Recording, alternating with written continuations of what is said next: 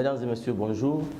Nous recevons aujourd'hui le député nouvel élu de Daoukro, Olivier Akoto. Il a battu dans cette circonscription le vice-président du PDCIRDA, le candidat du RHDP, M. Niamien Goran. Alors, M. Olivier Akoto, bonjour. Bonjour. Comment vous avez fait pour battre le vice-président du PDCIRDA? Merci. Je voudrais saluer tous les internautes et saluer tous ceux qui nous suivent depuis les politiques. Et je voudrais dire que ma candidature au niveau de la circonscription électorale de Daoukro, Ngatakro, commune Esprotu, était fondée sur l'aspiration profonde des populations qu'il fallait mettre en exergue. Et donc c'est un travail de longue haleine qui a été battu pendant une décennie, où depuis 2002, étant président de la jeunesse pour le développement du département de Daoukro, nous avons pris soin d'associer tous les jeunes de tous les villages à notre vision pour Daoukro.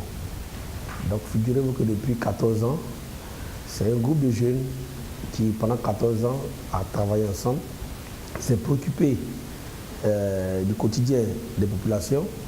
Pendant 14 ans, ces jeunes étaient au devant de tous les combats politiques, sociaux, culturels de Daoukro. Et donc, en 2010, nous sommes investis totalement de la campagne présidentielle.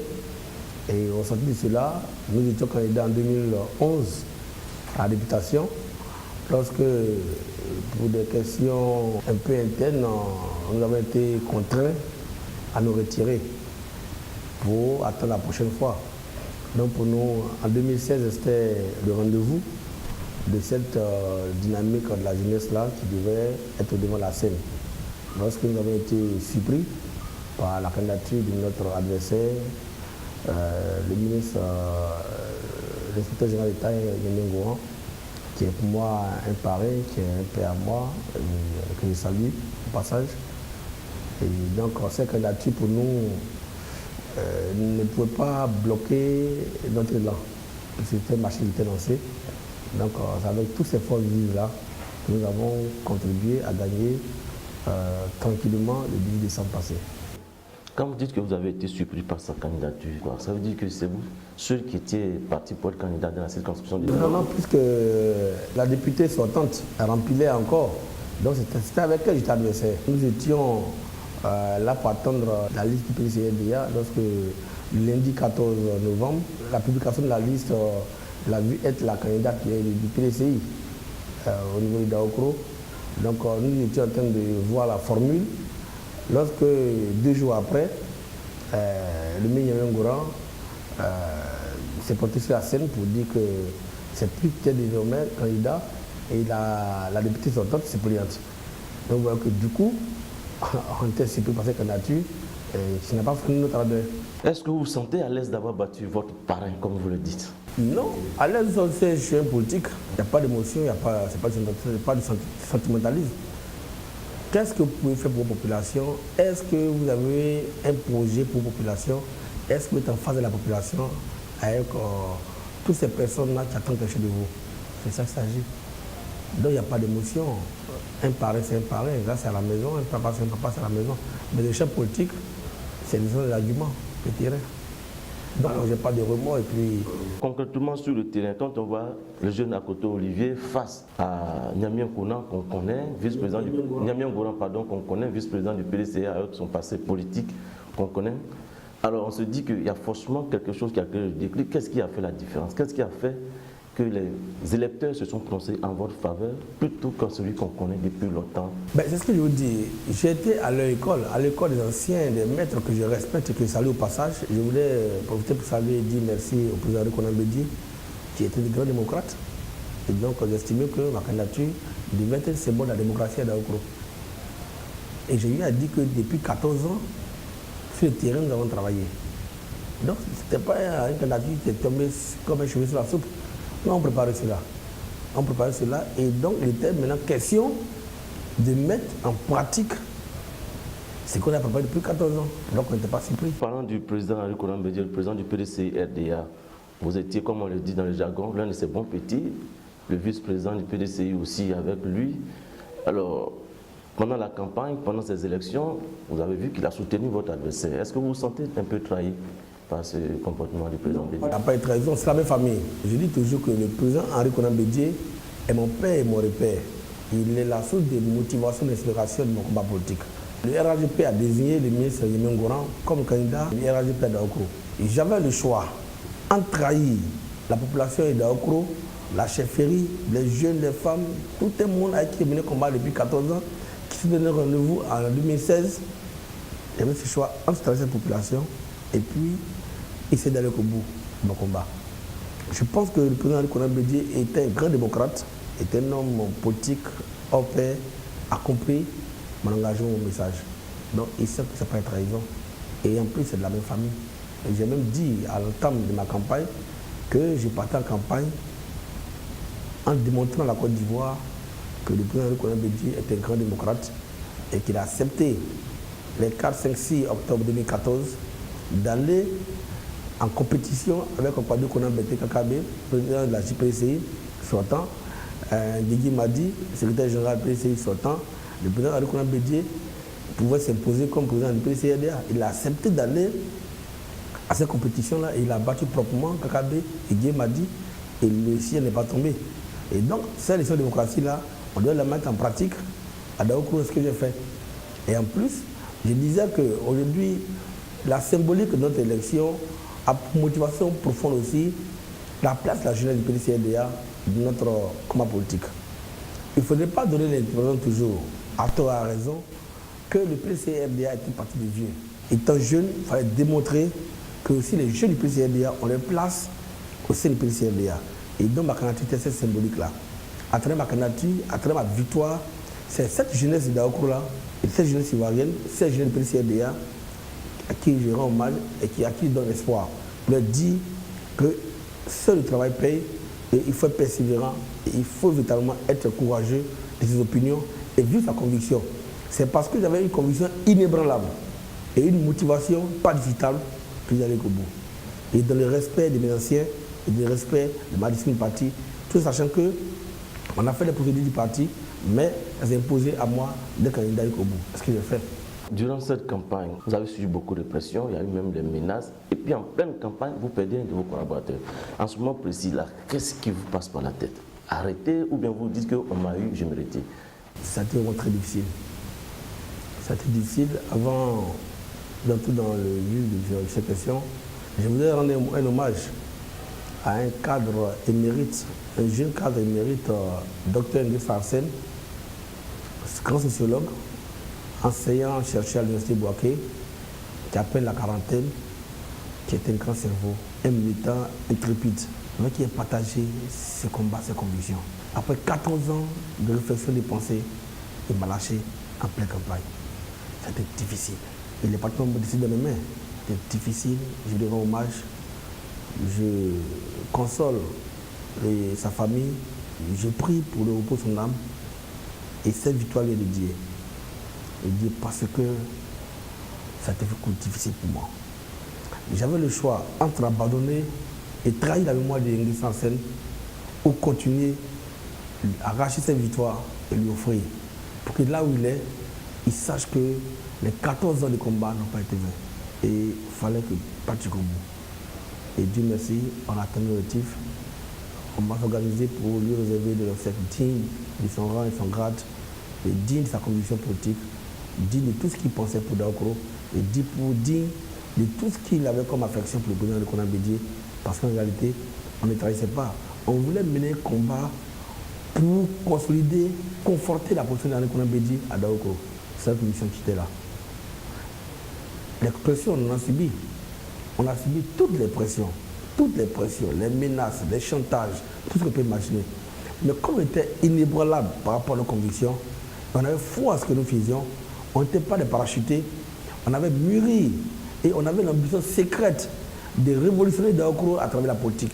Parce que Daokro, ayant pour repère le président Henri Konan Bédié, on ne peut plus être à Daokro et puis douter du PDCRDA. On ne peut plus être à Daokro et puis être désemparé, être un peu révolté du PDCRDA. Et donc nous, on a pris notre bâton de pèlerin, parcourir tous les coins et les amours et villages, campements, quartiers, pour dire qu'il faut vivre un peu d'espoir encore et que le président Konan-Bédié est là pour vous. Et nous, ces enfants, nous allons désormais être l'interface entre lui et vous. Donc, cessez de pleurer et cessez d'être désemparés parce qu'on est là. C'est le travail qu'on a fait. Et donc, vu cette motivation, la confiance que nos populations avaient en nous, et puis l'engagement que nous avions, la conviction que nous avions, rien ne pouvait nous freiner. Absolument rien. Donc, on a vécu des moments difficiles. Vous avez même été suspendu au PDCI. On a été suspendu au PDCI, depuis politique, le secrétaire général du PDCI. Mais c'est le règle du parti. Tu peux être quelqu'un indépendant et puis t'habiller en PDCI et puis aller par le PDCI. Je pense que c'est ce qui va être rétabli d'ici là. Voilà. Donc pour dire que c'est nos déterminations, nos convictions qui nous ont menés jusqu'à ce combat-là. Alors, vous n'avez pas la faveur des pronostics, mais à la fin de la course, c'est vous qui êtes là.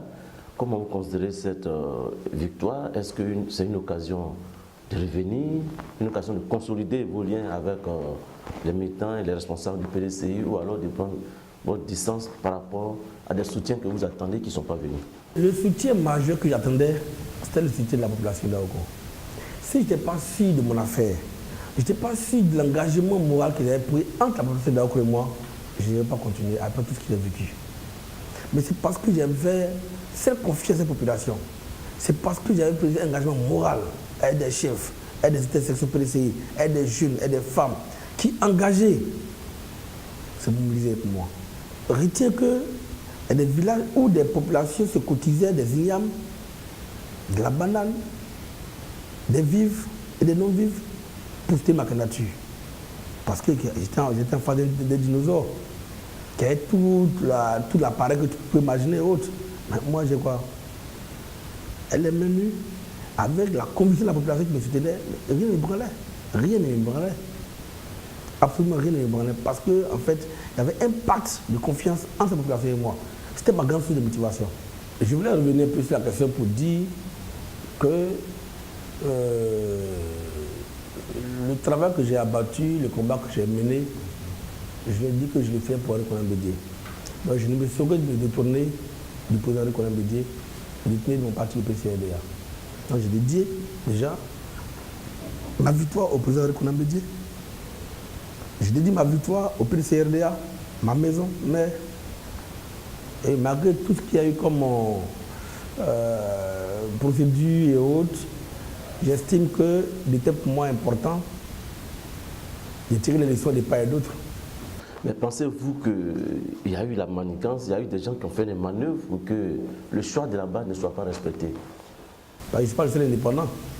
Qu'aujourd'hui, qu'on puisse tirer les leçons. Est-ce que les choix des candidats ont été propices? Est-ce que c'était des bons choix? Est-ce qu'on a tenu compte de la volonté de la base? Au PCRDA, le clou de la procédure de désignation des candidats de nos tests, c'est les primaires. Il n'y a pas eu de primaires. C'est le reproche que nous faisons. Il n'y a pas eu de primaires. Et en partant dans cette direction, sans primaire, il fallait s'y attendre. Mais nous qui aspirons à prendre le pouvoir en 2020 au PCRDA, je pense que l'important qu'on tire les leçons de tout ce qui vient de se passer pour ne pas retomber encore dans les erreurs. Et moi, ma victoire, pour moi, était d'être un enseignement. J'ai fait confiance entièrement à la direction du parti. Mais j'estime que si aujourd'hui, il y a eu beaucoup d'indépendants, que beaucoup d'indépendants ont gagné, de raisons très symboliques, ça doit interpeller aux dirigeants. Et comme on a encore des ambitions et des projets, il faut qu'on tire les leçons de ce que nous venons de vivre pour éviter de replonger encore. Alors, M. Louis Akoto, aujourd'hui, vous êtes sur une pente ascendante avec cette victoire en tant que candidat indépendant. Est-ce que M. Akoto est déterminé à aller encore à la conquête des autres postes électifs? Je veux parler des municipales, je veux parler du conseil régional, de l'IFU par exemple. Je suis un homme politique. On dit toujours qu'un parti politique est créé pour accéder au pouvoir.